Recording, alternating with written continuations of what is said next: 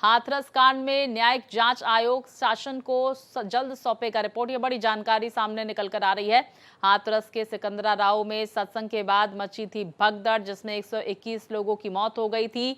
न्यायिक आयोग मामले में कर रहा है जांच। न्यायिक आयोग ने अब तक करीब 400 लोगों के बयान दर्ज किए हैं।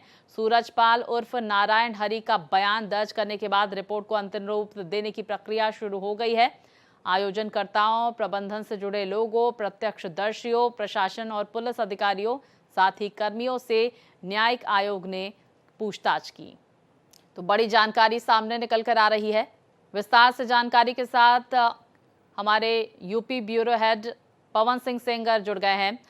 पवन, क्या अपडेट इस पूरे मामले में सामने निकल कर आ रही है? देखिए, न्यायिक आयोग जो जांच कर रही थी उसमें एक तरीके से कहा जाए कि अंतिम रूप देने का काम किया है। गुरुवार को नारायण हरि भोले बाबा से पूछताछ की थी न्यायिक आयोग ने, और उनके वकील ने एक संकेत दिए थे। हालांकि उसकी पड़ताल किया जा रहा था पहले से ही कि क्या इस घटना के पीछे कोई साजिश है। मुख्यमंत्री योगी आदित्यनाथ ने जब घटना घटित हुआ था तो उसके बाद उन्होंने एक एसआईटी का गठन किया था। उसमें एक तरीके से नारायण हरि को क्लीन चिट मिलने का काम हुआ था, लेकिन उसके बाद न्यायिक आयोग का गठन किया गया था क्योंकि इस मामले की गंभीरता को देखते हुए, क्योंकि 122 लोगों की मृत्यु हुई थी। उसमें सिकंदरा राव थाने में 2 जुलाई को एफआईआर दर्ज किया गया था, जिसमें वीएनएस की धारा 105 गैर इरादतन हत्या, 110 धारा लगाई गई थी, 126 दो गलत तरीके से रोकना, 223 लोक सेवक द्वारा विधिवत आदेश की अवज्ञा, 238 साक्ष्य मिटाना, तमाम मामले को लेकर के एफआईआर दर्ज किया गया था। क्योंकि चरण रज लेने के लिए जो श्रद्धालु थे, जो भक्त थे, वो आगे बढ़े थे और उसमें ये घटना घटित हुई थी। उसके बाद तमाम सारे साक्ष्य जुटाए गए थे। 400 लोगों से ज्यादा न्यायिक आयोग ने पूछताछ की है। उसमें पत्रकार से लेकर के प्रत्यक्षदर्शी, भक्त और तमाम सारे लोग शामिल हैं। तो ये माना जा रहा है कि 2 से 3 दिन के अंदर ही न्यायिक आयोग अपनी जांच रिपोर्ट वो सौंपने वाली है उत्तर प्रदेश सरकार। पवन, नारायण हरि उर्फ भोले बाबा की तरफ से अब क्या बयान दिया जा रहा है पूरे मामले में न्यायिक आयोग को? इसको लेकर कोई जानकारी आ रही है क्या? जो उनके वकील हैं उनका बयान आया था। उनके बयान से ये साफ समझा जा सकता है कि नारायण हरि ने भी क्या कहा होगा, क्योंकि उनके वकील ने कहा कि इसके पीछे साजिश रची गई।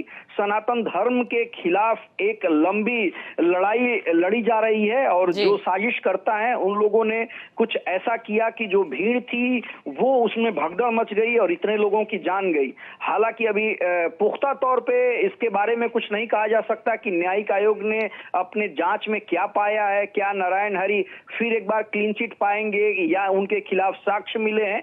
तमाम ऐसी बातें, क्योंकि आयोजकों के ऊपर पूरा मामला आ गया था कि आयोजकों ने जो परमिशन सरकार से लेनी थी, यानी जो लोकल प्रशासन था उससे जो परमिशन लेनी थी, उसमें कई सारी बातें ऐसी थी जिसको दरकिनार करके परमिशन लिया गया था। वहां के जो लोकल अधिकारी थे उन लोगों ने भी उसको गंभीरता से नहीं देखा कि जो परमिशन लिया जा रहा है वास्तव में वो दिया जाना चाहिए या नहीं दिया जाना चाहिए।